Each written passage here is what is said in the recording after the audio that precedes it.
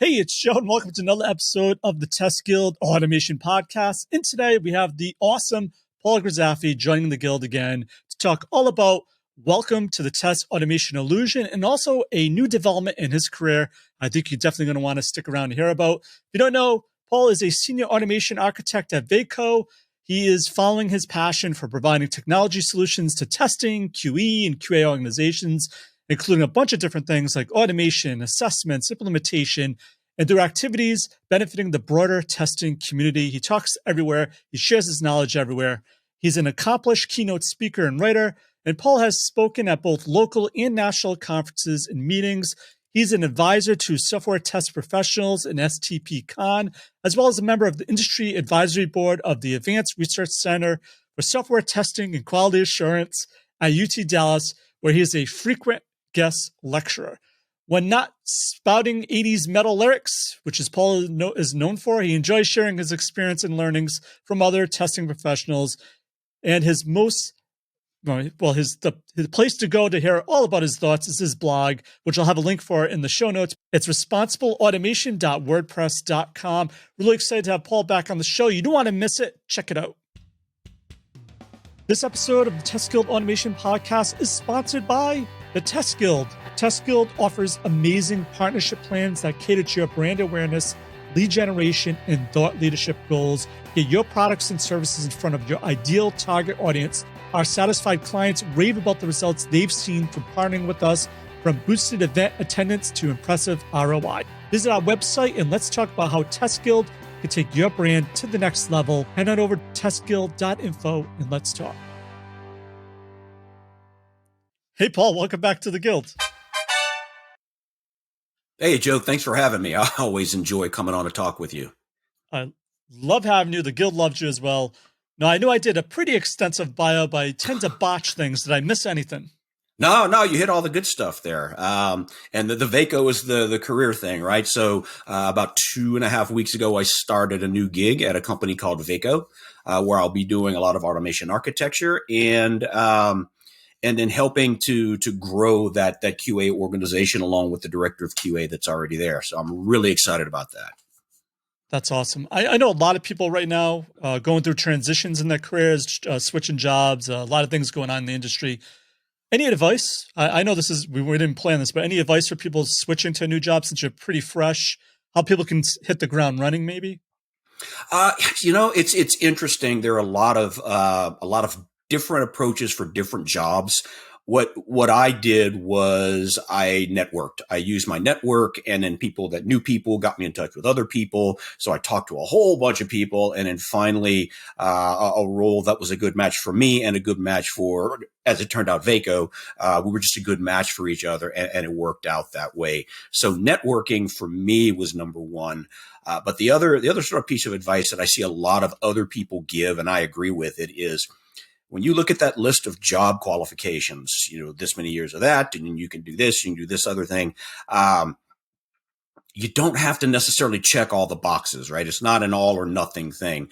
If you have most of those skills, or you have most of the core skills and maybe not all the desired skills and stuff like that, go ahead and apply, because you never know what you get picked up on that someone says, hey, they don't have this one skill, but wow, they got these 12 other things that I really might be able to find some use for as well. Absolutely. And I like how you said it was a good fit for you as well. I don't know if a lot of times a lot of people don't take their needs in consideration. They're just trying to get a job. I know it's hard for some people. They need a job, obviously, but I think making sure it's a good fit for yourself as well, not just the employer, is something people should look for as well. Do you agree with that? Absolutely. You spend a lot of time at the job. It's got to be at least somewhat of a fit for you, right? Because every job's going to have some part of it where you go, this isn't my favorite. But overall, it has to be more positive than negative, or more positive than challenges along the way. Awesome. All right, so I'd like to dive into your latest article, The Grand Illusion. I get it's based off the Styx album, The Grand Illusion. I'll be honest with you. I was never a fan of Styx. They were a little before my time. Then I saw them in concert, opening up for Def Leppard and Tesla, who I love, Tesla, and they were better than both those bands. So I guess that's an illusion. Don't judge a book by its cover if you don't really know them or see them live. But why pick this particular album or this band, I guess, to make a point for this particular blog post? So a lot of things sort of went into me getting onto that. I was having an online conversation with somebody about some particular aspects of test automation, and their opinion was first of all, it was a very apt opinion for their situation. It was absolutely, you know what you're doing and what you have at your disposal, I would do it that way as well. Most of the clients that I work with and have worked with don't have those means either right now, or they don't have the budget for it, or they don't have the expertise to work with that tool set. So we have to do other things to help them be more effective or more efficient at their jobs. So I kind of looked at that and went, if everybody's looking at what everybody else is doing and thinking we need to do what they're doing, we need to do what Google's doing and Facebook and Amazon and whoever else, we're missing one of the real key parts of what the automation is going to bring to us. And that is the value for our context, for whatever it is for that company or that team and what they're trying to do. Because everything you look for, you think your neighbor's got it made. And that tripped my memory over to the lyric from the Styx song. And then I looked at, wow, a lot of this really would be an illusion, because it really looks like one day Google twinkled their nose, right? And boom, they had all this automation up and going. And it didn't happen like that. It doesn't happen like that because it can't. Absolutely, I love that. So I thought we'd dive into each point of the article on welcome to the test automation illusion. First one, which I'm sure both our careers, we've seen this since the beginning, is I think you mentioned automation is also often sold as a grand illusion. I don't know if you see a rise in this now with ChatGPT and AI, making this even more pervasive within the industry. But can you do 100% automation testing, or is that a grand illusion? I believe it is a grand illusion, and it will be probably certainly for the rest of my career and for my kids' career as well, whatever they wind up going into, but sort of that career time there. Because if you think about it, directly or indirectly, who is using the software? Who's consuming the software? Humans. So at some point, we have to identify the fact that it has to be human worthy, human usable. Some eyes have to be on this software at some point. And then if you're going to do it with a human, a tester, does it make sense to also automate that? Maybe it does. Maybe it doesn't, but you have to get the right value out of it. And you'll hear me all the time say value, value, value, value, because that's really what it is. Is it valuable to 100% automate something? Never mind the fact of 100% of what? 100% of what is automatable, 100% of everything you can think of. Are you going to point the ChatGPT at it and get them things that maybe you didn't think of? And you say, cool, I thought of all the things now. No, it's just not feasible at this point. And introducing things like these large learning models and ChatGPT and then all the other ones that are there, they're going to muddy the waters, because what you're going to see a lot of people taking exactly what these models and these tools give you and say, cool, that is all I need to do. The AI told me so. And a lot of things are going to be missed just because they're imperfect anyway. But then what was their training data like? What are their heuristics like? What are all the confidence, I forget what it's called, confidence factor. There's a mathematical thing about when it decides if something's right or wrong or in or outside of that data set. It's going to be a while before any of that is really going to be trustworthy, such that you can say, okay, it's helped me with this section of what I do, and I don't have to go and double check it, or I only have to spot check it because I know statistically it's right more than it's wrong. So how does someone as a tester avoid the illusion then, if everyone else is tripping or has that illusion and you're the only one that sees it clearly? Like your company says, you know what I mean? Everyone has it. They're all tripping. They're all seeing like, wow, man, AI is going to do everything. You're the only one that's like, wait, how do you resist buying into it and say, okay, yeah, let's just go with the flow here? Well, first, I'm not against it, right? I'm all for, we have this new capability. Let's test it out. But the same way you wouldn't take a new piece of software and from scratch just build it and throw it out and say now it works. Well, you're going to use it, right? You're going to fool with it. You're going to see what it can do, what it can't do. A lot of people out there are working on what it can do. Myself, the little bit of time that I spent with these tools, and some other people sort of with a similar mindset is, okay, let's see what they can't do, right? Let's ask it. And I did this. I said, write a paragraph about test automation in the style of Paul Grizzaffi. And it said, nope, I don't have access to the internet. I don't know who that is. And I can't write in the style of other people. I said, okay, write a paragraph of test automation in the style of William Shakespeare. And it did it. It's like, okay, are you wrong? Did you tell a lie? If you start, personifying the AI, right? So right there, we know that there are some conflicting things that it will tell us about what it thinks it can and can't do.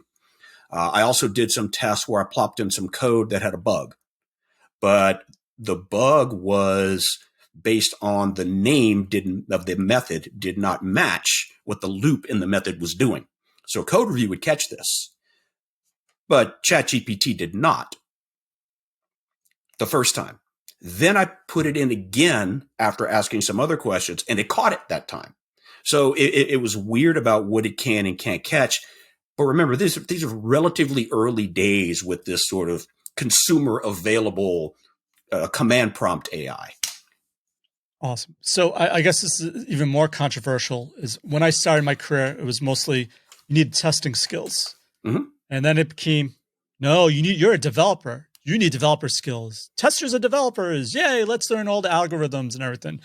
And then now it almost seems like it's swinging back because we're going to have all the heavy lifting done for us with some of these tools, but we're going to need to use our brain to say, as a tester, is this correct? In my context, is this correct? Is this find and risk? So do you see a swing back to maybe people having to focus in more on testing skills, or am I overthinking it? So I think in general, whether it's testing skills or development skills or whatever, these types of tools are going to help, are going to force us by and large to work differently. If there's less typing and more thinking, does that make you any more or less of a developer or a tester? Probably not. It just means that over time, as the tools have gotten better, you built a different skill set. We don't, by and large, the average developer does not write an assembly language anymore. Right? There's no need to. We have all these higher level languages that do, in most cases, for most applications, do just exactly what we need them to do, give or take. But we don't have to program in the stone knives and bear skins anymore, right?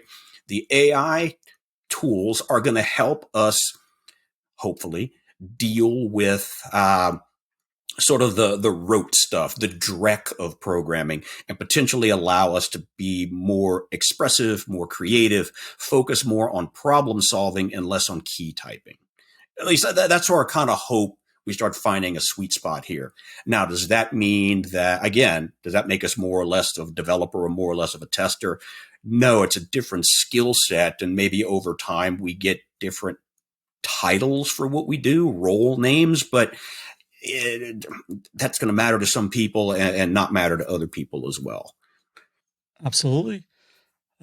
Great advice. Like you said, even developers themselves don't really go low level. It's mostly cutting and pasting, putting libraries together. I think testers need to understand developing concepts just like developers do. So yeah, definitely great advice. So I guess the next point then is, I think you mentioned in the article how a lot of people may look to a larger company and think, oh, wow, this company is automating everything and they're eliminating testers, and sometimes creates unrealistic expectations for other companies. So I guess can you expand a little bit about this and how people can avoid that as well? Oh, I think it's less about avoiding it and more about avoiding the illusion of that is what you must do because those famous companies do it. A lot of times, now, back in the old times when we had a lot of in-person conferences, that question would come up almost every time in one of my sessions, and I would always ask the attendees, raise your hand if you work for Google, Microsoft, Facebook, and 0 people have raised their hands in any of my sessions. Now, does that mean none of those people that come to my sessions or whatever? But anyway, nobody did. I said, okay, so you don't work for those companies. So you have different needs. You're shipping a different product. You certainly have a different budget. You certainly have a different tolerance for risk. And you certainly have probably a more conservative approach to software development, simply because you're not them and you don't have pockets that are that deep. Now, should you be more like them? Now, that's a context question. Do you want to evolve and pivot and behave like them because you find you've done your homework, that you are sufficiently like them or want to be sufficiently like them, that adopting their practices as is something that's going to be valuable to you? Or should you look at what they're doing, take the pieces that make sense for you, right? Standing on the shoulders of giants, so to speak, but not necessarily going in blindly to say, I'm going to copy this template and we're going to do exactly that, because that's probably a bad idea. You're probably not going to get the value you're looking for out of your automation. And either your automation is going to fail or it's going to look like it failed, right? Another illusion, because, well, automation doesn't work here. Well, maybe it does. Maybe it doesn't, but maybe it does. And you just went about it in a way that wasn't context sensitive. Absolutely. So I worked for a big healthcare company, and they're like, we're going to do continuous delivery because that's what Google does. And we're like, okay, we need to work with regulations. We can't just do continuous delivery. So they still went forward with it. And it was a disaster, not because continuous delivery is bad, but like you said, for our context, because we were trying to copy someone else, it didn't fit. Right. So is that like one example you would see? Yeah, that's a prime example of you tried to do it exactly the way they did it, and it didn't work. Instead of saying, oh, I see what they're doing, let me do some homework on that and change the model to fit what we're doing here at large healthcare company, you might have been more successful that way. So it's almost like using them for inspiration, but not blindly just copying them out Exactly. of just Exactly. Inspiration is great. Again, that standing on the shoulders of giants thing. I don't see any reason to reinvent something that is working, or at least could work for you if it's appropriate for you. Absolutely. So I guess another grand illusion that people get sucked into is tools. I'm one of them. I love tools. But there's always, like you said, a shiny automation tool available. So when someone sees a new tool, say like Playwright seems to be the hottest one right now. And people are like, oh, what do I do to learn Playwright? They automatically just think I'm going to switch. When do you know is the right time to switch to a new tool, if there is? And like, what are your thoughts on transitioning from one to the other, or even seeing if it makes sense to transition from one to the other? So it's a delicate balancing act between not going too early, right? Not being on the bleeding edge where you're taking all the bumps and bruises of learning it and the bugs and all the things in the early days, right? Before other people that have the opportunity to do that, like say, hey, I'm just starting off in a brand new greenfield automation initiative. You got a lot more choices, right? Because you don't have the sunk cost already. You don't have the, wait, what do I do with my existing stuff? How do I train my staff on the other thing too, right? I've already eaten these costs. Do I really need to eat some more costs? So it's a different financial model for that. And I'm no financial expert, but I know enough words to say, yes, there's a cost here, and it's the opportunity cost. Because if you're taking time to learn and build in a new tool into your tool chain, there are other things you're not doing. You're not extending your existing automation. You're not doing additional testing. You're not doing additional development. There's something you're not doing there because you can't do two things at once, right? You can't. There's a cost.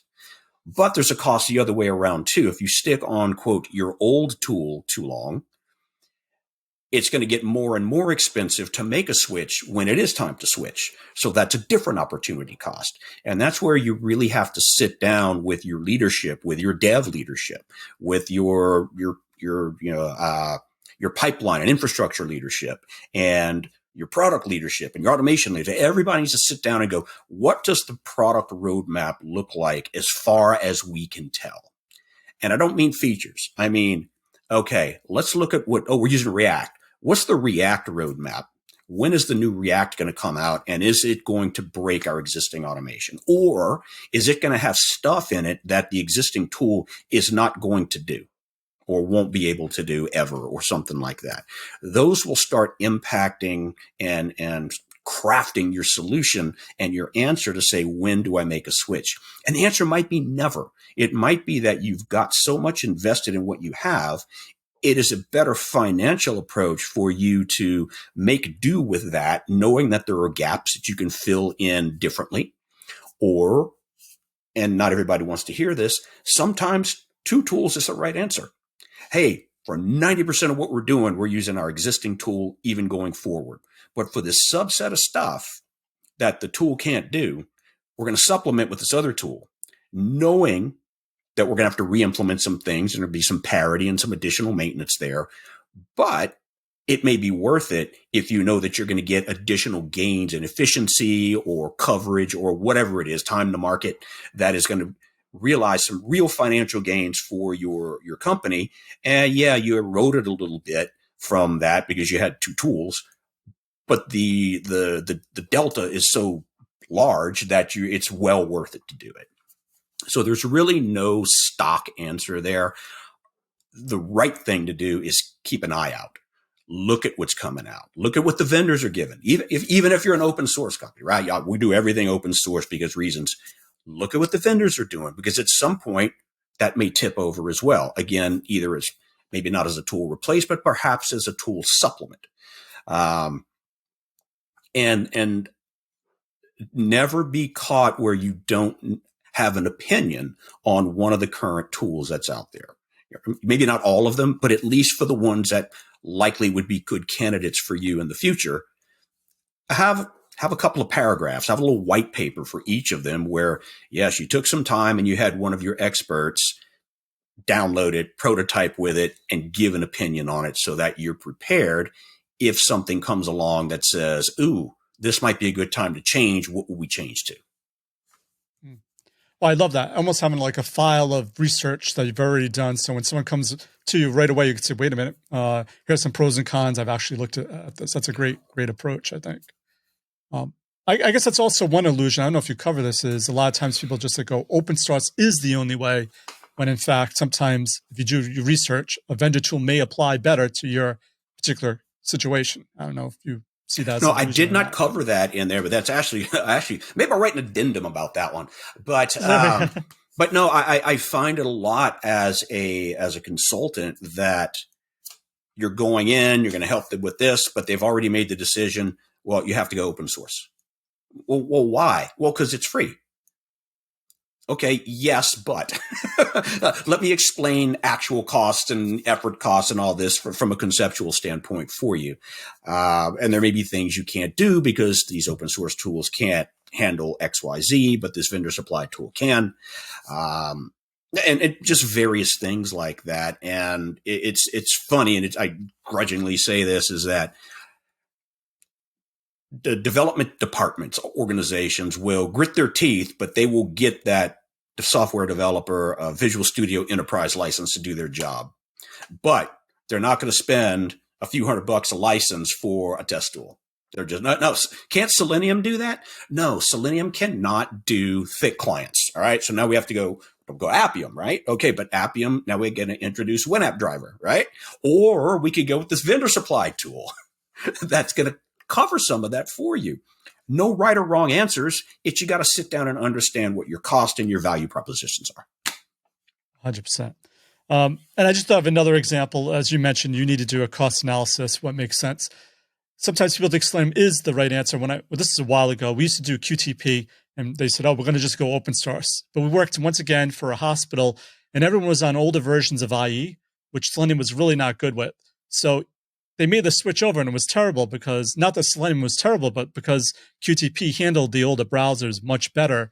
And as you said, if someone had done the research, they could have said, yes, Selenium maybe for this other project would be the right choice, but this current one, it's not going to work.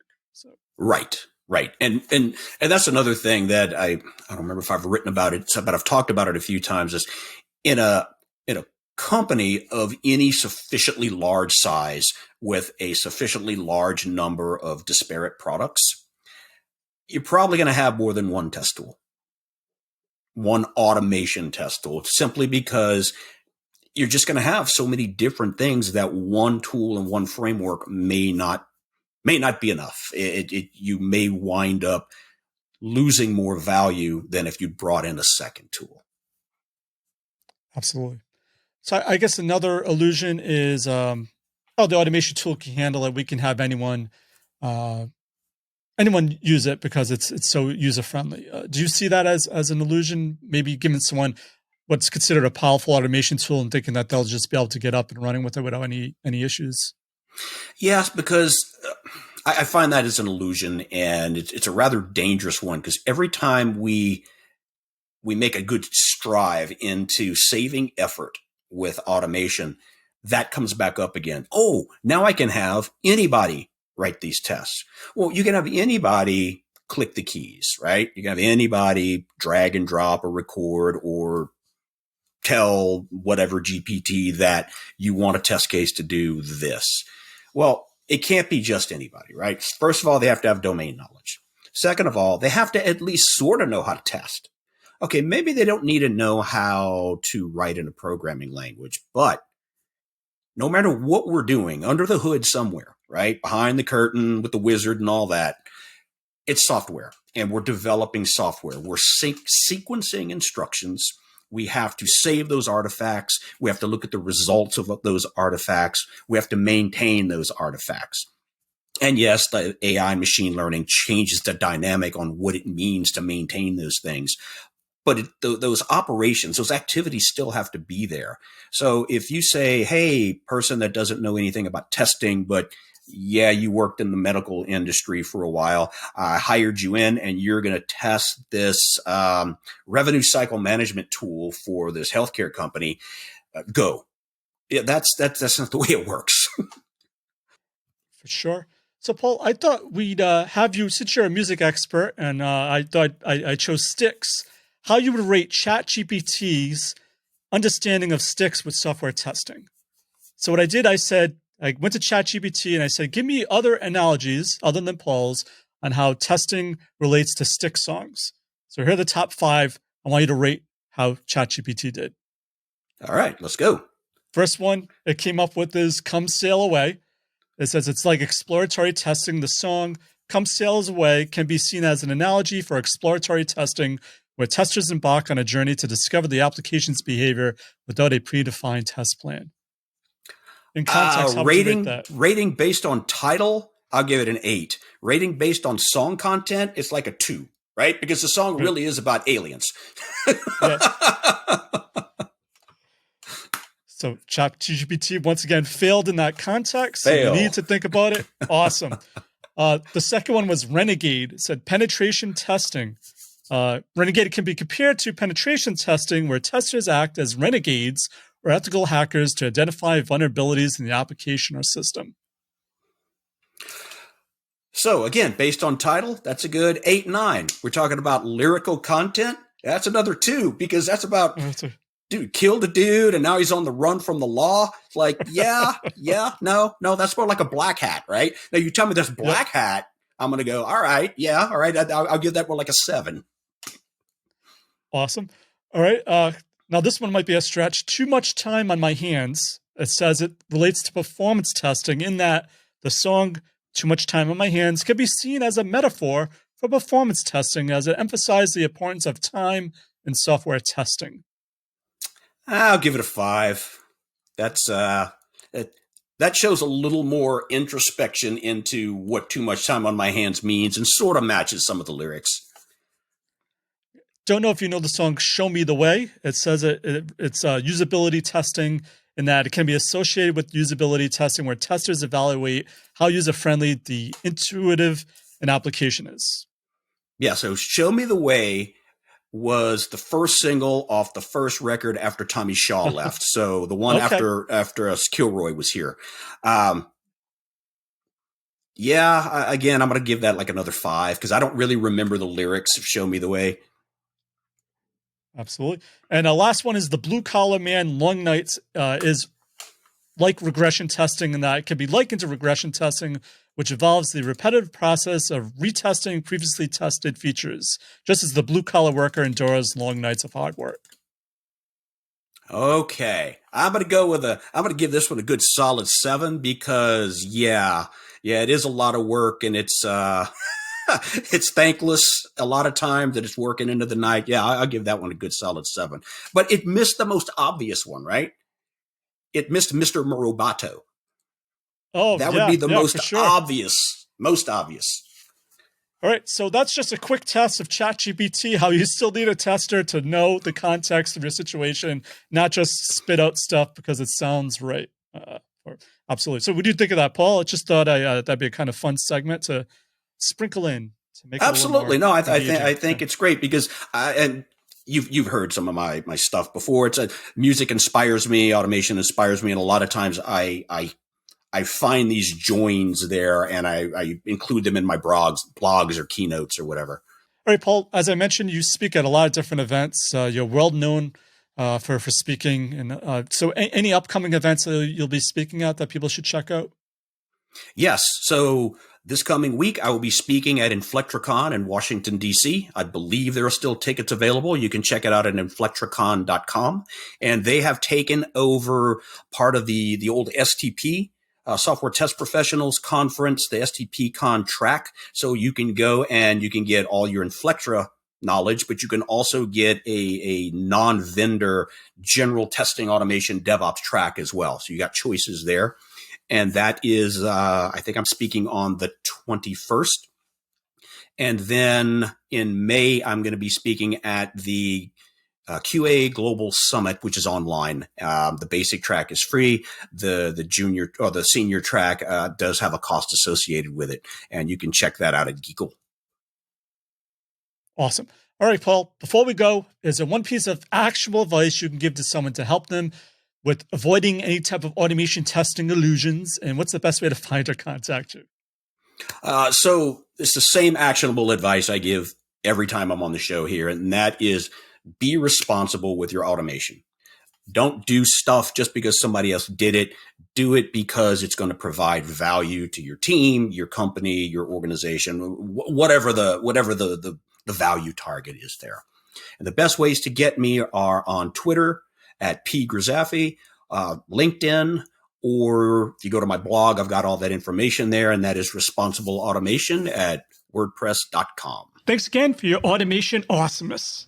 For links to everything of value we covered in this episode, head on over to testguild.com/A444. And if the show has helped you in any way, why not rate it and review it in iTunes? Reviews really help in the rankings of the show, and I read each and every one of them.